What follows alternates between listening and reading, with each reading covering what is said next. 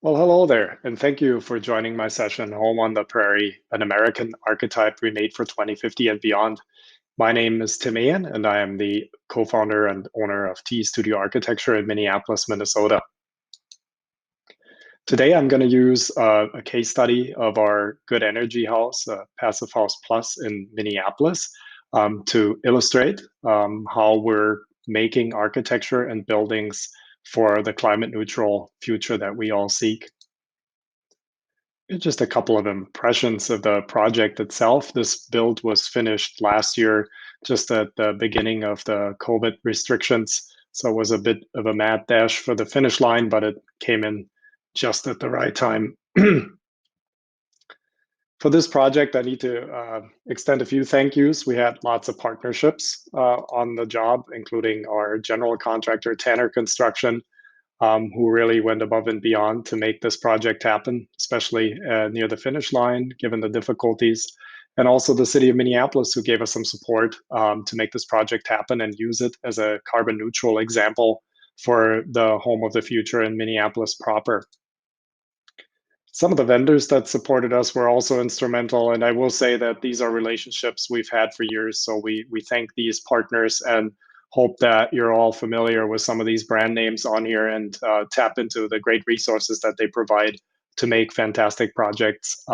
Special thank you to 475, who also consulted on small items here, there, and everywhere, and have been a great supporter of our movement in general, and Zender as well, who we've worked with since they came to market here in North America.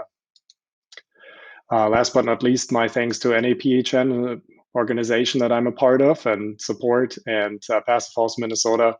We've done a lot of great things together, looking forward to more in the future, including using projects like this one here as an example to educate the greater public. When we set out for the session, Ken asked me to talk about constraints for single family design in cold climates, and there's quite a few of them. So I'm going to give you a quick list here right in the beginning to illustrate what we're struggling with and have over the years to make these projects happen. The first thing many of you may be familiar with, and this is what we get from clients first and foremost, there's very low incentive amounts out there. Really nothing local and state here to us in Minnesota, with the exception of a small credit from the utility company. And the process of administrating that is so cumbersome that that eats up pretty much all the money that you can get. We also have a lack of clear climate action targets for buildings. No clearly defined cap implementation strategies for buildings. So in other words, we're relying on the good that people want to do and their free will to commission these types of buildings. They're not being made to do this by any specific strategy that we have here locally. Code doesn't help either, is woefully inadequate for carbon neutral buildings and doesn't really support this at all. In the worst case, we have zoning ordinances that sometimes get in the way. Case in point, the project I'm talking about here today had to go through a variance process. Then in the public eye, there's sort of a fascination for construction costs versus life cycle costs. People don't really understand how they pay for buildings over time, and that construction cost is really only a snapshot. And so the additional cost or investment, really, as it should be phrased, for passive house componentry is often villainized in that, or vilified, I guess is the word in this context. And people don't understand that that's essentially just paying forward your utility bills for eternity. We also observe ignorance of the general public, and I mean that not in a negative way, but people just don't know what this is, what a passive house is, why you would make one. And as far as political leadership goes, locally, we also struggle to have the right conversations with the right people about that. It is basically one of many approaches people feel and doesn't really get the attention that it should for what it delivers. We also suffer a lack of tradecraft. Not enough builders are versed in this or educated to properly do projects like this without handholding. And there's also not a lot of availability out there. So we've also gone through phases where there weren't enough architects and builders, period, to really get into these projects. Locally, what we hear as feedback from the market, there's a big anxiety around making a fat wall, and there's sticker shock when it comes to buying good windows. And last but not least, when we're talking about the urban environment, shading is always a challenge. We can't make a cold climate passive house fully certifiable without it receiving some solar heat gains. And on some properties, we simply don't have the luxury. This project here does, so we'll talk about that today, but it is a hindrance in some cases or instances. So let me show you how the Good Energy House came together, what the parts and the componentry are, so you get a better understanding for that. And then we can build on that with some other subjects. We're located in Minneapolis, Minnesota, US climate zone 6, very cold, about 8,000 heating degree days in average year. And our design temps are -31 Celsius or -24 Fahrenheit. And I should also add that in the summer months, we're dealing with high temperatures and humidity. So we really have almost the worst of both worlds, cold and bone dry and hot and humid in any given year, which makes this an interesting place to build.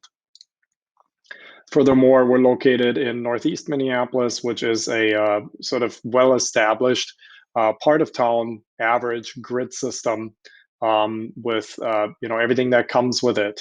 So the lots are generally smaller, although this one sits on a double lot, but orientation is often east-west for the property, and existing homes are typically oriented facing east and west alongside, but we have this opportunity here to do better and work with the sun.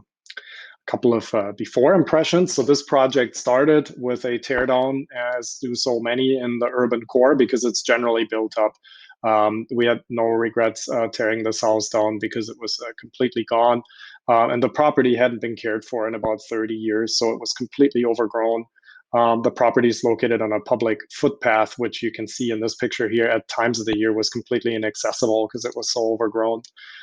So here you can see the old home and the state that it was in. So this was beyond a doubt non-salvageable on the path to condemnation, and was just from a building science perspective, not sound to move forward. So the house was torn down, which goes rather quickly. If you've never seen that, it's almost shocking how quickly a 2x6 structure or 2x4, I forget what this one was here, how quickly that can be dealt with. And so the site was then prepared. There was a little bit of leveling that had to happen there, changing of grades, and the tree overgrowth had to also be managed, which happened subsequently. So about in the fall of 2018, we ended up with a clean slate, which then had to wait into the next year due to the season before ground could be broken. You can get an overview of the layout. It's basically an 80 by about 130 or 40-foot lot. And the old home would have stood, as I mentioned earlier, east-west facing, and we then changed the new layout to be north-south facing, essentially creating a southern solar facade. And also the garage was built on the north side, the old home had the garage on the south side, and no windows there, as you see very often in the urban core. So it was rotated and made so that it would take advantage of what this lot is and where the sun is. And so daylighting and passive solar heat gains became an option. A quick overview of the first floor. It is a very simple home, no basement, 2 stories, about 2,000 square feet. Garage, as I mentioned, on the north side. There's a main entrance on the east side with a stair that extends up to the second floor, guest bedroom and office right near the entry with a guest bathroom. And then from there, we have an all open living dining area, an open kitchen that connects to it, an outdoor living space that connects off of that, and a mudroom that doubles as a mechanical space that connects everything up to the garage. In the final product, a couple of shots here that illustrate how this looks. There's also 2 vertical spaces, one above the living area and one in the entry that connect the first and the second floor. And you can just see that hinted in these pictures right here. The second floor is basically a bunch of boxes. You come up the stairway. There are two kids' bedrooms with a shared bathroom. There's a laundry room in the center that also holds the ventilation equipment.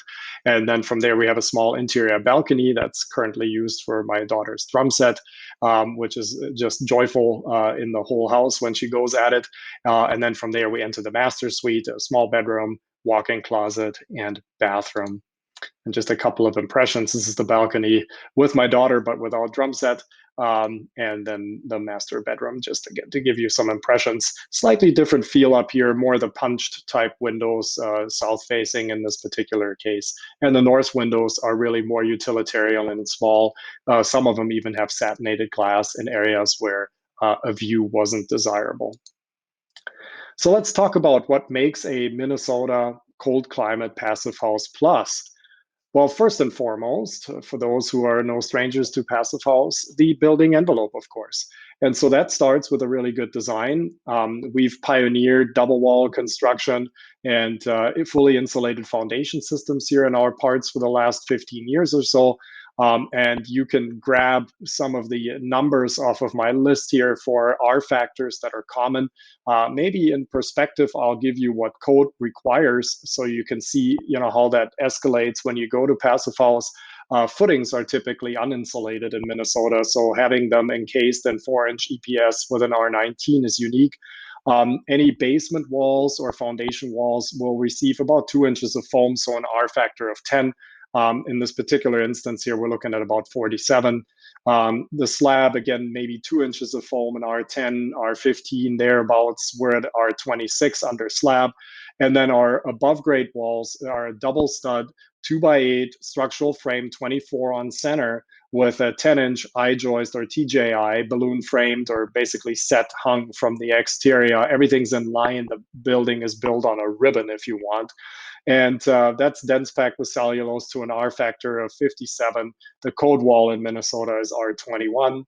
And then for the roof, basically the truss is fully blown. There's a little bit of tapered polyiso foam, but that's really more for getting the pitch on the roof. Total R factor 72. The requirement in Minnesota, I believe, is 48. And I say I believe because we haven't dealt with code minimums in so long that I'm not 100% sure. We always overbuild. And then last but not least, suggested not shown in this image, triple pane passive house windows with a U factor of 0.127 or metric 0.068, solar heat gain in the mid 50s. That's a pretty typical window package for what we do. So the changes come right out of the gate, right? For the passive house in a cold climate, we insulate our foundation system. So we excavate, we have to do all the same things everybody else does, but we have to level in our excavation. Why? Because we're setting the building on foam. We need a level surface. We can't bank on the concrete, simply filling in the voids. So you can see that being done here. There's gravel that's used to level this in. We also had some soil corrections that were done in the same way, giving us a good surface to start from. And here you can see that finished product. Then the foundation is strung and laid out. And we use EPS foam with a higher compressive strength for all the structural components. So you can see the thicker foam panels that were later used for the slab, the thinner ones that basically become the under slab foundation, and bumpers, as we call them, basically the formwork. So we've learned over the years that if you utilize the right foam, and we buy this factory direct here, which gives us a great price, we can essentially use the foam as the formwork. So we don't have formwork that we then take out and then reclad the foundation. We do it all in one shot. You could see that being built right here. And the footings themselves then receive the typical rebar. So all of that is much more conventional construction. They get flooded and screeded. There's your uprights for the stem walls. So the rebar is no different than it would be in any other building. And then from there, we set our stem walls. So this building, as I mentioned, has no basement. If it did, this would all happen just at a lower tier. But in this instance, we're really only looking at 3.5 feet frost depth. So these ICF forms are then set on top of the footer. There's a capillary break, which is the black membrane that you can see that is required so that water could never wick up into these walls. The ICFs then form the stem walls. They sometimes step. as you can see starting to emerge in this photo here. The stepping happens when we have openings that go to the floor. So the larger windows on the southwest corner or the garage door or entry door, those areas would have that. And then also the center foundation of the building is built slightly differently because there's an interior wall sitting on top of it. ICFs need reinforcing. This would be standard construction. In Minnesota, this would pass as an exterior wall. So work would stop here. ICFs are leveled, rebarred, and then core filled. Here you can see the garage being filled and then the rest of the house following suit. Now in the passive house, the difference is we add additional exterior insulation foundation system to the outside. You can see a job very well done here with nicely rounded over transition to the foundation below. This is then waterproofed later. On the interior, we also cover the exposed top of the foundation. We use a Stowe product, which is an exterior foundation waterproofer and finish. So we leave this as is. That's the final product that's shown. It looks like a gray stucco, and that's really the end of it. And then the building gets backfilled. In this case, because there is no basement, no interior space, we didn't bother with a slip sheet or anything like that. It was basically just backfilled onto the surface, but you could apply a finish coat and you could put slip sheeting in there in different applications as need be. And then the interior of the building was backfilled as well to prepare for the slab. In Minnesota, we have to put radon systems in all new construction. So with the subslab plumbing for the bathrooms that you can see being installed here, which is more or less standard construction, we also inserted a radon pipe and a vertical stack for that. No particular photos here, but it is one of the verticals shown in this next picture. You can see the water line coming in, and everything is then backfilled. And that radon rock will help the radon migrate to the passive radon stack and then be expelled above the roof in the final product of this house. So then we go over to the framing. This building was site built. However, it was site prefabricated, if we want to call it that. So we created a table on site and we basically prefabricated wall sections right here in the field and then craned them into place. It's a 2x8 frame, as I mentioned earlier, 24-inch on center, single bottom and top plate. We're using Uber zip system as our air barrier and our vapor retarder. So that product gives us the properties in the wall that we're seeking to do that job. So you can see it here in place going up, and that would later be taped. You can see the tapes coming into place here. And so counter to what this product was designed to do, it doesn't function for us as a weather barrier. It lives in the middle of the wall. And really it deals more with airtightness. On the garage, which you could see on the left here, it is the exterior of the building. However, we did decide to add an additional weather barrier over the top of that system, just thinking long-term endurance. And so that's why you can see the mental membrane being flown in that particular location. I will say one nice thing about building with zip sheathing is the fact that it works as a weather barrier is very helpful during construction because the building will be exposed to weather. And so you have something that already has some resistance there while you're framing. Subfloors going in, floor framing going in, you can see the ribbons spooling up. So the floor, and roof trusses eventually sit right in line with the studs, and that cuts down on our lumber amount. We're sitting at about 8 to 9% lumber content in the wall. The rest is insulation. So minimizing structure, maximizing insulation. The rest of it is really platform framed, so no great changes there. And so it's a conventional build, more or less under the hood. The magic happens at the exterior. So you can see rough openings being prepared here, everything air sealed. So the window is then later inserted into these rough openings and seam taped from an air barrier perspective to the zip system. You can see the back corner with a larger opening starting to spool up, and then the top of the building, the roof itself, the deck coming together. Great care needs to be taken at bottom plates and top plates. It's a notorious leaker that we learned early on in our career. So we've now feel like we've perfected that. We use some compressive material between the bottom plate and what's below to sandwich in the vapor retarder and air barrier from the slab. But also on the exterior, we make a connection with specialty tapes here to tape it to the foundation walls, just to make sure that that is a joint that doesn't leak. And then as the building grows, we start to add the secondary line for insulation, in this case, a 10-inch TJI or I-joist that was added here. And they're not really balloon framed, they're really screwed and glued and hung from the building in the same pattern as the building is framed.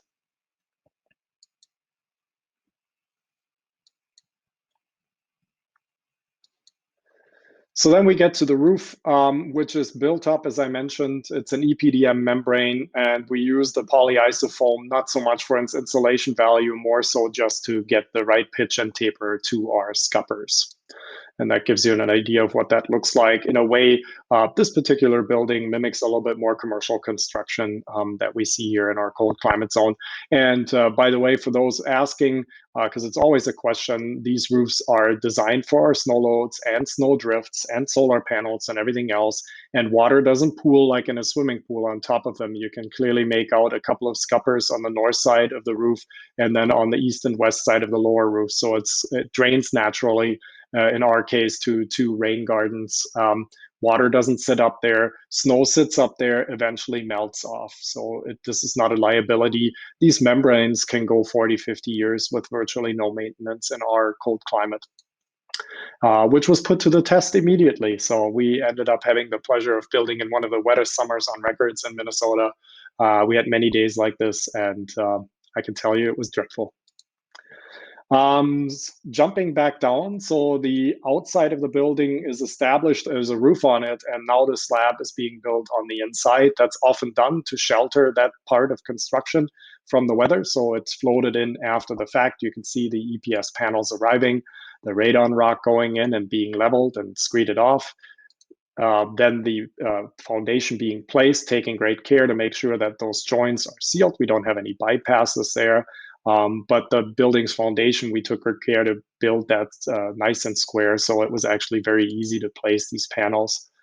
And then the soil gas barrier goes in. This is everything, the air barrier, the weather retardant layer, and so to speak, the last line of defense. So you want to make sure that this gets taped up and sealed up properly. You can see the team here taking great pride in making those connections.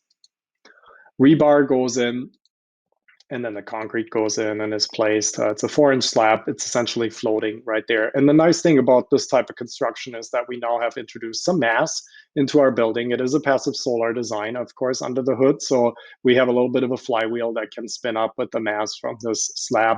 At the same time, we're minimizing the embodied carbon by minimizing this and not overbuilding it. And actually, a lot of this was fly ash content as a filler material. So we ordered a special kind of concrete to reduce its carbon footprint further. So then once that slab was in, windows come in. Again, a quick shot of the final product here. We use an imported product and have for the last 15 years because we can't find domestic products that live up to the cold climate requirements. And that really is a supply chain that's been perfected over the years and has become routine for us. Again, some of the markers for performance here, they're argon-filled triple pane with a really good U factor, both in the frame and the glazing unit, and with a good solar heat gain coefficient. Some of them are large, so it takes some effort to place them. With the size comes the weight. The punched windows are fairly easily installed, generally from the interior, whereas the larger windows have to be sometimes craned in from the outside. Case in point, you can see one of these bigger units. It's about 6 by maybe 5.5 by, I would say, 8 or 9 feet, I forget, that had to be craned or lifted into place. So these are exciting moments on any build, but in particular in a cold climate passive house because of the weight and the girth of the units. So with that, we have the airtight building envelope there. and we can start thinking about putting insulation in the building. This happened in a couple of lifts where we had our interior wall layer and our roofs, and then we had our exterior layer. And given that we use about 3 times as much insulation as code requires on a build like this in Minnesota, we had literally trucks, not just a truck, but multiple truckloads of the material blown in. In the roof in particular, we utilize the air barrier and smart vapor retarder to insulate through. You can see those cavities here. So then holes are made carefully, everything is filled, and then it's taped up again in the final product. So you kind of see what that looks like here. And one of our design specialties early on had become the service cavity. So we basically do not penetrate these insulation and airtight layers at all, with the exception of the minimal infrastructure that needs to go to the roof or comes from the roof. So in this case, it would be a radon stack or a plumbing stack or a PV panel connection, but everything else happens in our service cavities as demonstrated here with the ceiling itself.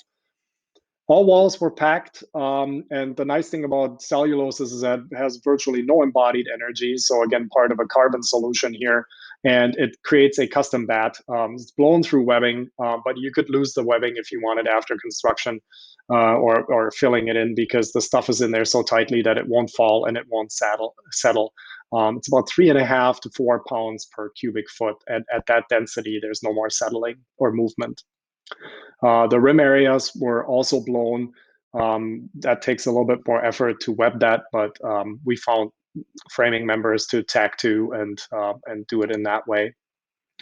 The garage is also super insulated because we condition our garage, not to the full extent, but we keep it at about 50 degrees in the winter. And so the garage has a 12-inch wall, which is also properly air managed, vapor managed, and insulated. Here's a quick shot of the exterior layer of the home getting insulated. So again, we used the building paper. However, we had a wood fiber board also. We've done both. We've done projects where it was just a building membrane, and we've done projects where we had a sheathing layer and a membrane. And that has a lot to do with builder confidence and maybe siding arrangements and other things. So then we also get at about the same time to our rough and blower door test. So this is the first indication of where the ship is headed. Of course, 0.6 air changes is where we'd like to be. We often use smoke, like a theater smoke machine, and then we have a spotter on the exterior. We pressurize the building and we simply visually check for leaks. We found that to be a really great tool to do that swiftly. And so in this first round, the building measured at 0.36 ACH 50, so already well above and beyond what a passive house needs to be. Then we could focus a little bit on our MEP systems. We don't have a dedicated mechanical room. We find that in most of our passive house designs, we really don't need that anymore. Although in some regards, they start to resemble, again, more conventional equipment. Case in point would be on the right-hand side in this photo, our air handler, which is a split ducted system. And that looks much more like a traditional furnace, even though it's much smaller and is fully electric. So we scattered the equipment throughout the home. Our mudroom has the heating equipment, a water heater, which later would come in on the left, a wastewater heat recovery unit, our main panel for the home, as well as a dehumidifier, which, again, you need sometimes in Minnesota. So here's a shot of sort of an interim condition. Now it looks a little different yet again, but you can see all the equipment starting to fly in. Everything is electric, no natural gas on the site. The hot water heater is a heat pump unit, a tanked heat pump unit that simply steals energy from the space. Here's a quick overview for those who like to read with me here. I'll just give you the headlines. It's a Zender Q350 ERV system, home run, 10 lines going out, 10 lines coming back. The garage has its own separate ventilation system. There's a Lunas point source pair in there. And the house and the garage both connect to one outdoor unit for a Mitsubishi Hyperheat. And then the house itself has the vertical air handler. The garage has the split head. And in the house, we also wove in an ultra air dehumidifier. Hot water, as you saw, is a 40-gallon, very basic heat pump water heater, readily available with a 6-foot power pipe wastewater heat recovery unit to pre-warm the city water going into the unit.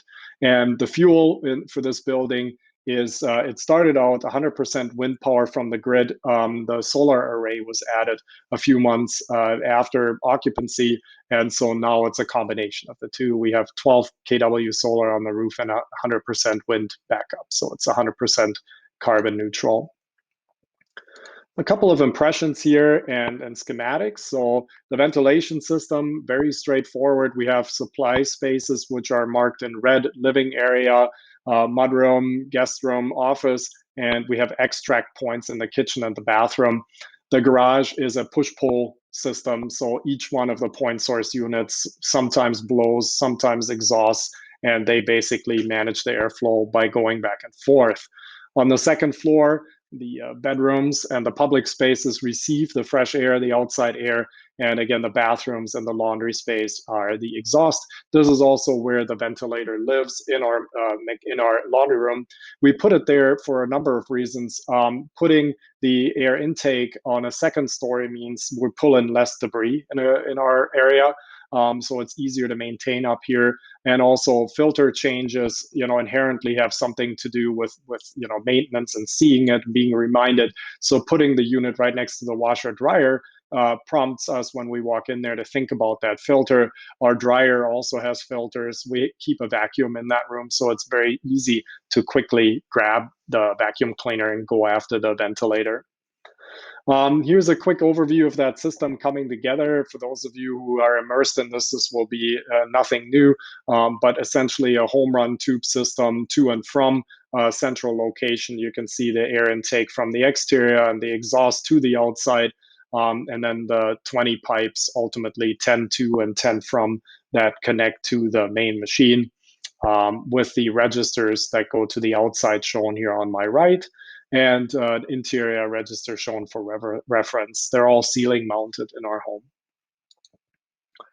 So then the unit in its final state basically just set into that room and hung and connected up. The one unique item about our system is that it is also connected to our smoke detectors. So if we did ever have a heavy smoke or fire event in the home, the ventilation system will turn off automatically. This is something that was prompted by local inspections. And it makes a lot of sense because we don't want to fuel a fire. So then when we come to the kitchen, a question we get a lot is, how do you deal with a kitchen? Well, on this project, we have a recirculating range hood. We've done lots of those. Cooking is all electric, and we have an air intake for the ventilation system in the kitchen ceiling with a filter sock in it. And so this system can be boosted with an app, or with sensors, or with push buttons throughout the house. And so we can simply run the building in overdrive should we do heavy cooking. In reality, we don't often bother with that because we feel that those odors will clear out of the building fast enough on their own with the system just running in normal mode. A quick visual on supply and return air registers. And then when we come to laundry, the important part is, especially in our cold climate, in an airtight building, we have a no exhaust dryer. Actually, all devices in the home are no exhaust, but this is really important. It's a heat pump unit in this particular building. We've done condensating, condensing, and heat pump, and that's what we have here. So it doesn't pull air out of the home or pollute or anything like that. It has its own filtration in the box. We monitor our air quality with Airthings, and we find that generally we're within spec. There's obviously some fluctuations, and there's also ambient air quality concerns at times. We live in an urban core, so we see CO2 and VOCs sometimes spike without activity in the home. So the assumption is that some of this gets dragged in from the outside. In particular on the VOCs, we've seen that CO2 is likely more self-induced when we all pool into one room, for instance. And then radon is something we've also observed fluctuate quite a bit, and that can be seasonal and based on ambient radon that's outside. Typically, our spikes never go beyond, let's say, a 0.8, 0.9. And I would say on average in our home, we're sitting probably closer to a 0.3. For the ventilation, it's noteworthy that in the cold climate zone, we're dealing with extreme air intake temperatures. On urban lots, we often don't have an opportunity for a ground source heat exchanger, so we're pulling the air straight into the machine. You can see what that does here. We had a very cold February this year with temps dipping down to -30 Fahrenheit, and the preheater then runs full time for certain periods. And so this is something that just happens in a cold climate. We actually use the preheater. In some instances, we've added exterior preheaters because the Zender supplied is probably not quite geared for our cold climate zone. However, I can also give you some confidence that we haven't seen these things produce problems, even just running the interior unit in our cold climate zone. And the other thing is it averages about 25 watts, the Zender unit does, for standard ventilation in our home. So it's very energy efficient on the fan side. We have an app to control that, but also it does some monitoring, so you could see what it says, how much energy was consumed or conserved in any given year. And we have an e-gauge system in the building monitoring, whether that holds true. As I mentioned earlier, this February was very, very cold. And so you can see where, in January, we used 100 kilowatt hours for ventilation. In February, that spiked at 300, and a lot of that is the preheater. Whereas in a month where there is no preheater activity, we're literally only looking at a dozen or so kilowatt hours. Comfort is obviously big in passive house. So one other thing to note is that our preheater needs to kick in, but even at that, supply air temperature sometimes is only at 15 to 16 degrees Celsius, 60 Fahrenheit. But it's bearable on the interior. We haven't noticed that be an issue. The garage, as I mentioned, has a point source system. I won't dwell on that, but that works really, really well, making sure that any odors in the garage are expelled, because we use that for projects or overflow at times. So that's why we put it in there. And these are just some impressions of what that looks like. One plug for the Luna system is it uses virtually no electricity. We've averaged 2 kilowatt hours per month on that system.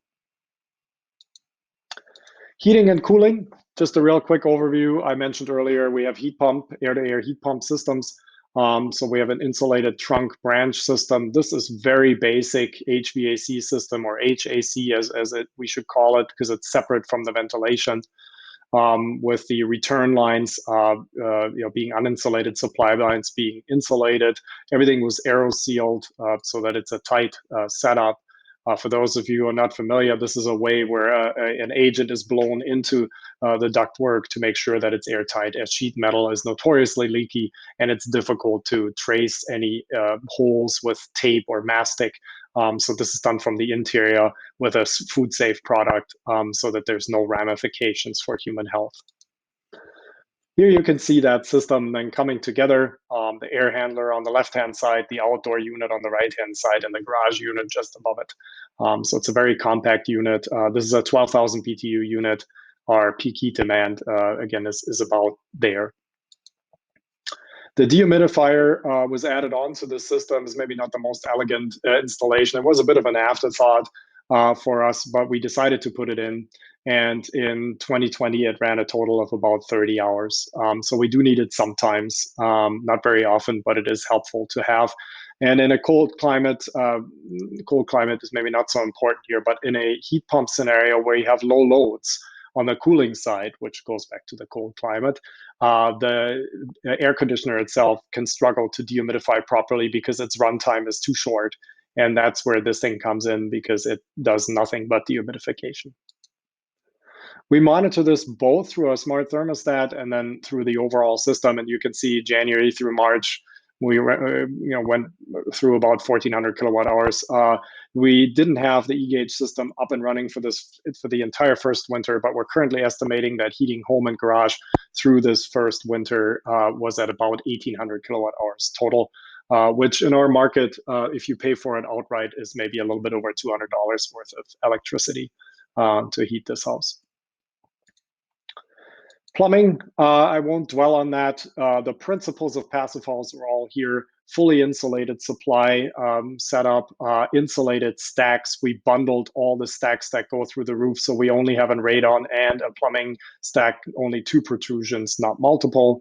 The water heater, as I mentioned, is a very basic heat pump unit, tanked heat pump unit that's been working well for us. And we preheat the incoming water with a wastewater heat recovery unit that warm, especially when we're taking showers on the upper floors. This thing heats up, and then the city water gets pre-warmed, snaking around this, and it enters the tank at a higher temperature.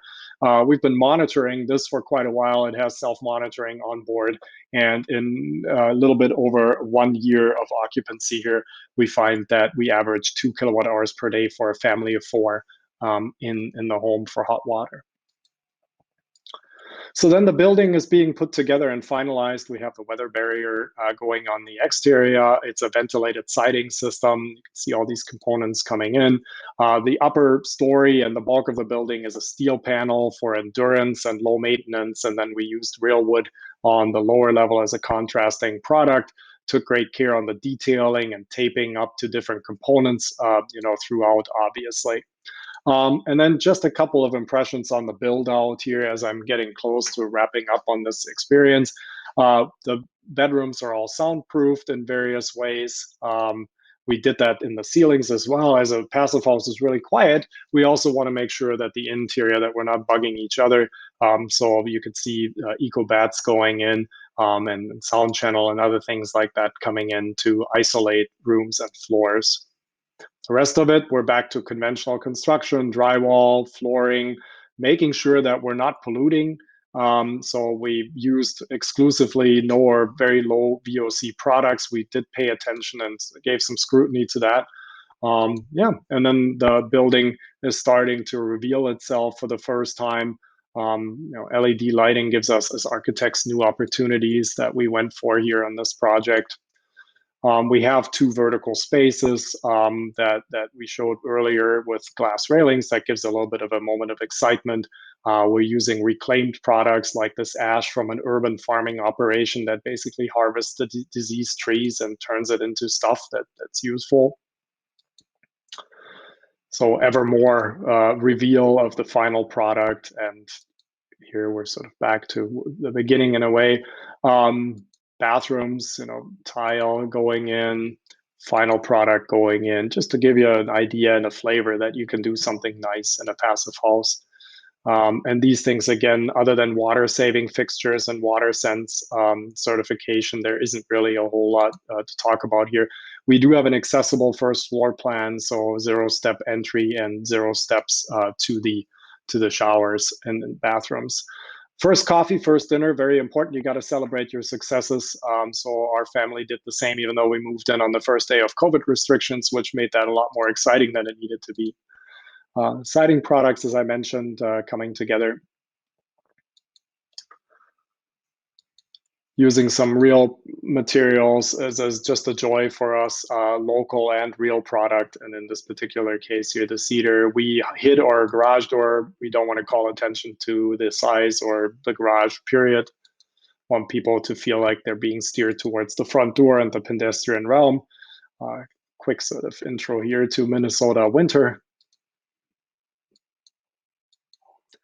We chose the siding, the corrugated, not just for aesthetics, but also for endurance and durability and low maintenance. We use this quite a bit on different projects because it's just wonderful to live with. You really don't have to worry about this at all over time. And it goes up quickly and easily. It also starts to show our shading system here for the first time. At this point, we're already living in the home, again, because of the complications of last year. And people were still working around us. And here we're coming up to the final and finished product. You can see everything revealing itself there. A quick word on the shading system. We use a Loxone-based automated system for exterior motorized shades, and they basically are on timers, on sensors. They can be manually operated, and they can deal with frost and wind based on their own brains. This in itself could be a lecture, and I'm happy to talk to anybody about that more because that's kind of a pet project of mine. But basically, we have a weather station on the roof. We tap into a weather service. We have sensors in the home. And then the shades themselves, which is a motorized exterior blind that goes into a recess that is hidden within the thickness of the wall. And then an actuator that tells it what to do, a little mini server that runs the whole show, an app. And then the switches are really just for commissioning or to cut power if you're working on one. They are all home run for that reason. So this right here gives you an idea of what they do over time. They go up, they go down, they open, they close. So this is just a quick animated GIF that gives you some impressions of what that looks like. We use them for daylight control as well as privacy and overnight as well.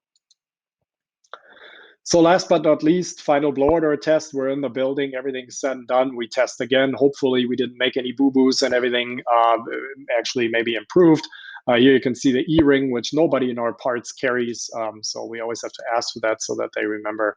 And you could see that that first test was 0.23, which was later corrected to a 0.22, 74 CFM50. So anybody who says that you can't build wood construction airtight should spend a little bit of time with the subject. I would beg to differ. And so let me close with a couple of big topics here that we want to conquer with these types of projects. You know, we have to make this affordable and we have to integrate systems. How do we do that? So now that you've seen an example, well, I would say our baseline has always been sufficiency, efficiency, renewables. So on this particular project, the sufficiency part is my family shrank from 26,700 square feet into 2,000 square feet. So you only build what you need. Efficiency is passive house and systems that come with it, and then renewables fuel it. It's 100% solar and wind powered. You need to engage with experienced professionals and trust them to make good choices. Don't micromanage the people you're paying to do a good job for you. You know, check that they have credentials, and if they do, let them do their best work. Use methods and systems that are readily available. Can't stress that enough. We can't import everything. So work with what's in the marketplace, get to know your builder and what they're good at, and utilize the heck out of what's readily available. And then I would say, you know, go where you need to go for the good stuff if you can't find it local. So omit pricey assemblies or overcomplicated assemblies, and then also encourage your clients, you know, to look at their any excessive amenities and look at, you know, why don't you in the first round spend the money where it counts and pays you back? You can always nice something up, and we remodel things over time, obviously. But what we're embedding and what baseline we're creating, you know, is much harder to correct later. Simplify mechanical systems. Well, we wish we could do entirely without heating and cooling, but in a cold climate zone that doesn't work. So we still need it, but keep it small, keep it simple. And in our opinion, always keep ventilation and heating and cooling separate. They do different things. They run at different times of the day or the season. And so they're not the same thing.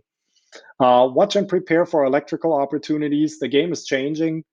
Vehicle chargers, batteries, inverters, multiple services to and from the home, low voltage lighting and lighting control systems. The industry is changing there, so be on the lookout for things that are coming down and prepare your building for that. Make it future proof. If there's a south-facing roof, definitely put in that conduit or add those panels from day one. You'll be glad you did. In most markets, including our own, it is now cheaper to make your own than to buy it from the man. And then micromanage the living daylights out of the build. We're still in a place in our cold climate zone and in our market where that is still a part of the game. So where I said before, engage the experienced professional and trust them to make good choices. We'd like that to be true. And it is in many regards, but not in all regards. And so we find that, you know, on the subcontractor side or even on the supplier side, sometimes it does still need hand holding. So be ready to provide that where that is needed, especially the design team needs to do that. And maybe a quick word on how our strategies have evolved. Two examples here. So you saw in this project that we're using a 2x8 frame. We initially used to mimic a standard 2x6 frame, which is conventional construction for us, but to get a window to the center of a fat wall meant hanging it off of that frame into bucks and boxes. And that was just more complicated than it needed to be. We found that, yes, a 2x8 is slightly more expensive than a 2x6, but it simplifies and cuts on the detailing tremendously. And so we started to become more pragmatic about it. And now we're building with a 2x8 frame. Set the window flush with that. It makes the connection points real simple. And so that's certainly one example of an evolution. Another one would be the availability of technology. When we set out, my personal first passive house design was 2008 for residents, and we were still working with electric resistance heat. Later added a mini split head for cooling, so we had that combo going. And then a few years later, we started to hijack essentially vestibule uh, mini split systems and put duct on them and did homes with them. And in recent years, the manufacturers have sort of heard that call and answered the call, and they give us whole house split ducted air handlers so we can go back to more conventional system. So I think two ways that things have evolved over time for us in the practice, and where we can streamline more. So to bring it back to the climate and carbon footprint conversation here, solar PV system and monitoring. I mentioned we have a 12 kW array on the building, which gives us roughly net zero over the course of any given year. We're still in our first year, but we're fully on track to achieve that even with an electric car. Here you can see that system going up and being installed. It's a ballasted system. It literally just sits up there. It's not physically mounted to the building, so there's no thermal bridges or other things to contend with. It's just weighted down in place. The ballast blocks are simple cylinder blocks. This is a commercial system, readily available and done over and over in our parts. In the winter in Minnesota, we will get snow accumulation. So between December and February, March, there may be very little to no production. We make all the electricity outside of that time frame, which goes back to another conversation about how do we do carbon neutrality, climate neutrality, and green grid in a cold climate. We could talk about that also, and maybe in another setting, but it is a very exciting and important subject. We monitor the whole system, so we feed back into the grid. We draw from the grid, so we have these e-gauge monitors that look for where all the loads are, and so we have a good handle on it. And that brings me to, what we're doing here. The climate is changing. Why don't we? So we are in this instance with this building or all of our buildings, and because there is no planet B, we need to act, and we need to act now, and we can. And I think the American dream of the 20th century of the sort of industrial approach to everything and more has really become the American nightmare of the 21st century, where we're number one, or we're at least here in the mid-teens for our carbon footprint and continuous energy consumption per capita. And a lot of that is and has not been renewable. We're catching up here, but you can see that's an uphill battle. And as I mentioned earlier, renewables in a cold climate often suffer because of seasonal impact like snow. The target for us has always been the 2000 watt society, with essentially 2000 watts per person energy consumption, no more than 500 of those watts from non-renewable resources. That is thought of to be an ultimately sustainable goal.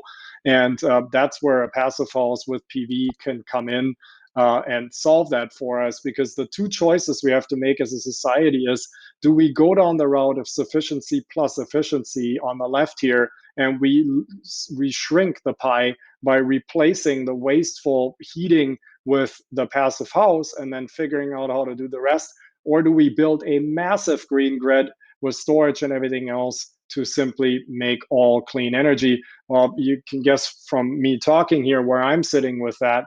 I think we will all concede that in the end, we'll do a hybrid of these two. But the more we can do of the left, I think the more resilient we will become as a society and less dependent on these fuels. So with that, my plug, efficiency is the first renewable energy. Passive house is foundational and not aspirational. It literally gives us the jumping off point in a cold climate zone to achieve the climate goals that we're setting for humanity. And with that, I come back to the conversation that Ken and I had about this lecture here. How can we support then with what we're doing here and our supply climate goals, and how does passive house play into it? Well, Passive house is the solar thermal collector and the battery, right? The passive house plus then adds the active component towards climate neutrality as demonstrated. Efficiency is first, so we reduce peak loads tremendously. In particular, all the carbon laden stuff, which tends to be heating. That's about 2/3, if not 3/4 of an average household in Minnesota. And by the way, this house will live, including one car, in about 12,000 kilowatt hours a year. The average Minnesota home plows through about 35,000 kilowatt hours, and that's not charging a car. So you can see the difference there. So passive house then becomes the foundation for annual site zero energy, but we still have daily and seasonal load shifting issues. And that's where we're looking to the future, of course, with batteries and vehicle to load technology to also help with that. Renewables may not be an option on your site. You may be shaded or oriented the wrong way. So then there are, especially in our parts, renewable electricity plants available. So you can subscribe to co-ops or wind power, or solar power, or combinations. I also want to put in a plug for the value of certification in this. So this is a certified passive house plus, meaning it goes into the second tier.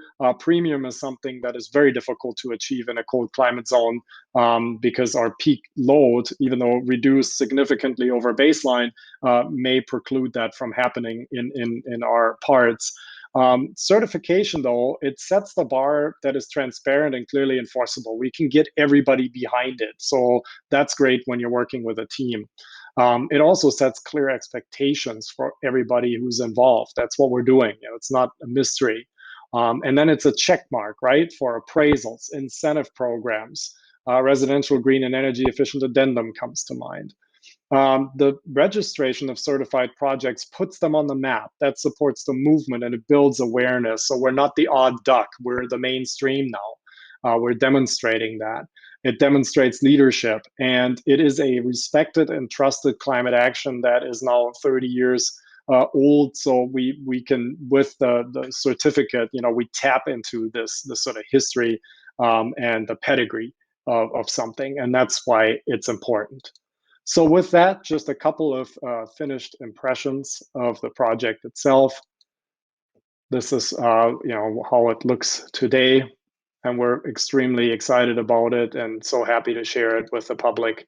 So with that, I thank you. I can't wait for your questions. I hope you enjoyed this slideshow.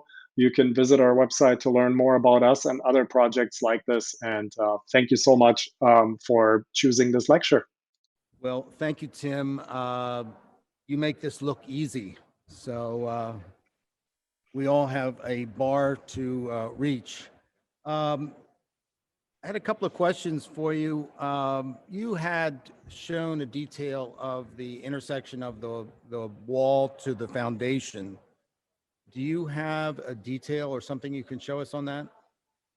I do, but I don't have it queued up so that I could readily put it on the screen right now. I'll try to describe it again real quick here. We use a sill sealer between the bottom plate and the wall below that gets sandwiched in.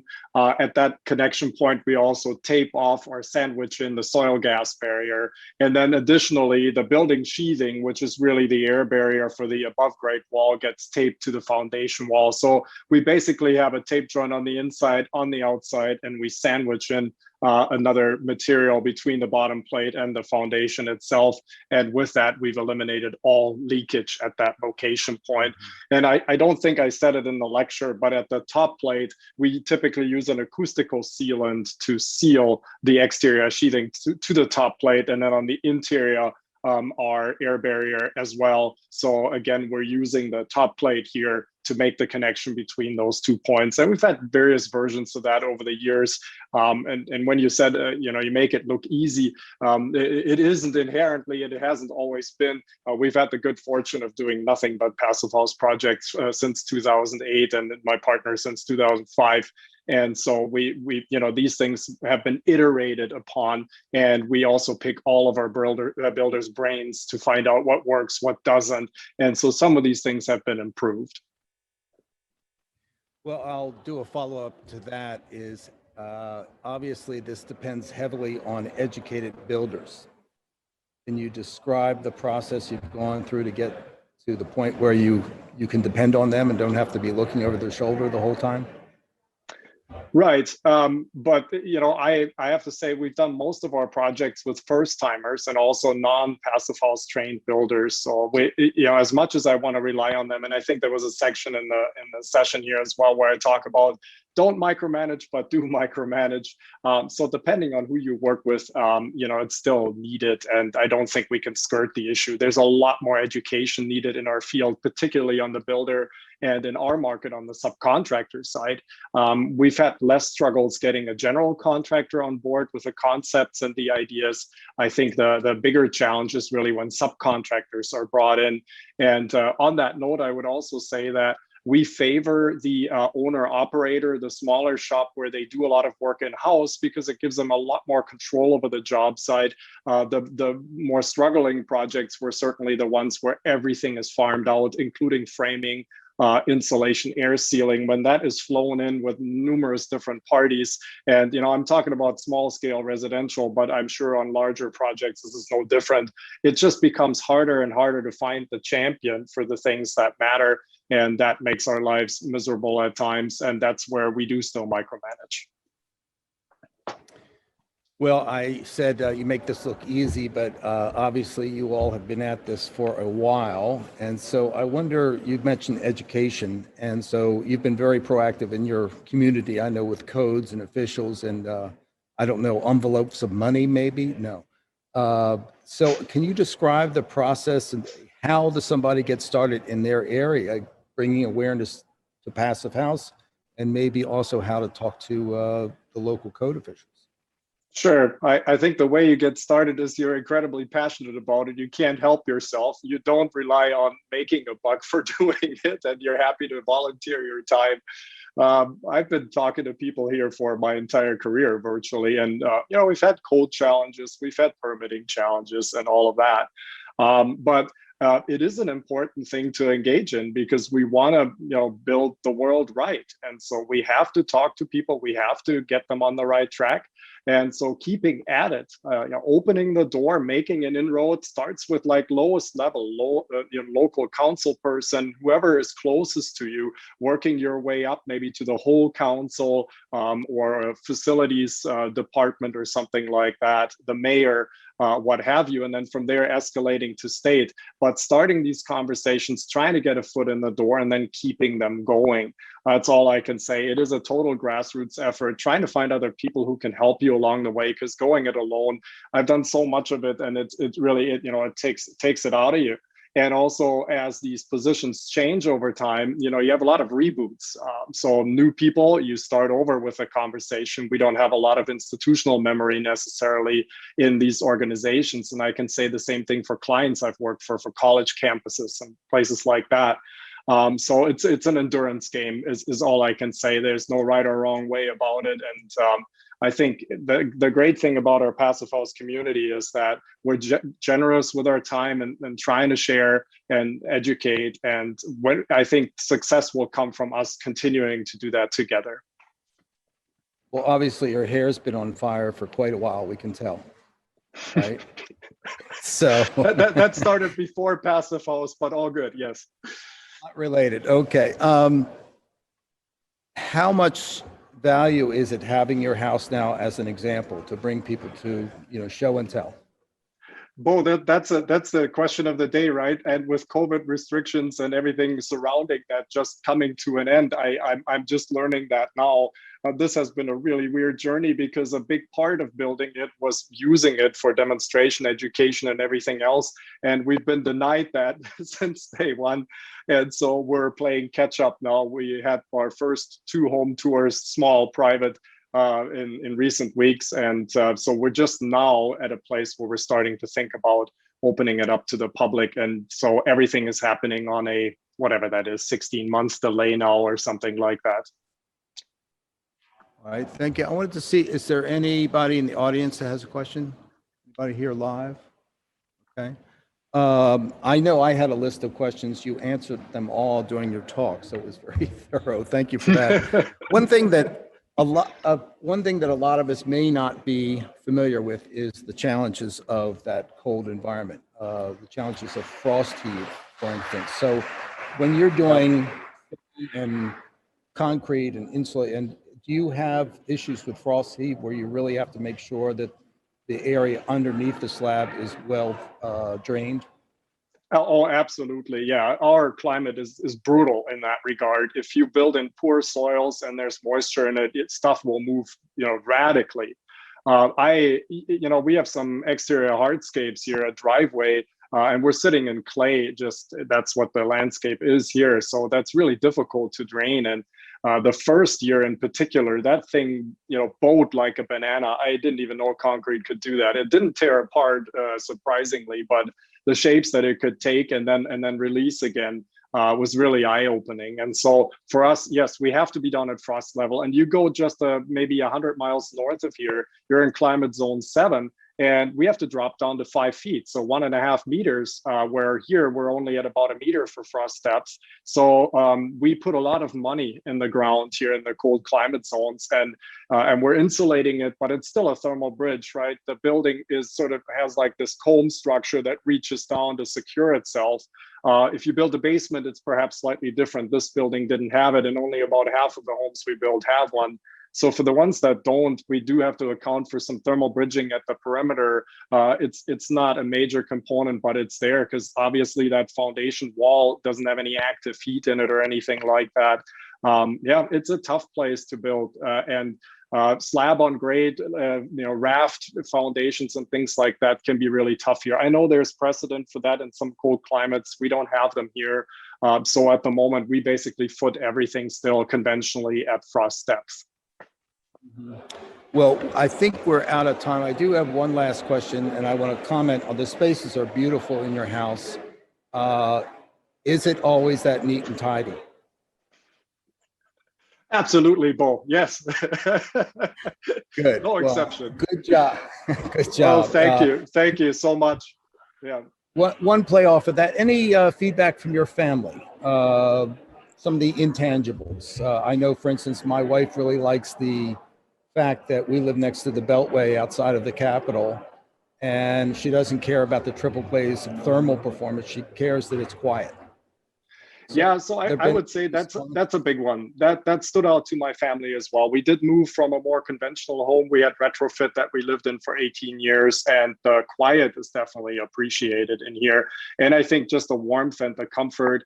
I think the part that is maybe the biggest intangible for us is coming out of an east-west facing home, which is so typical in our urban environment, to one that faces south is really the daylight, in particular through the winter months. Days are short up here, and so we never really had that experience, and it really has a profound impact on how you feel. And I've heard this from my clients too, which is something that we don't consider very much because daylighting is one of those subjects that is more talked about in commercial construction. But getting sun on you, in a part of the country where for 6 months you wear a thick jacket and you're vitamin D deprived, that I think is maybe one of the biggest intangibles. And then air quality, with the whole COVID thing, that happened immediately. So the fact that we have a system in our home that flushes everything all the time, certainly peace of mind, and that made, one or another encounter during COVID possible, where maybe in a conventional building, we would not have dared to go there. So I think those two things perhaps. Well, great. Once again, I just want to thank you for stellar work, and you've been you still are a very amazing ambassador for Passive House. So kudos to you, and hats off. So thank you so much. Thank you, Paul. All right. Thank you. Appreciate it.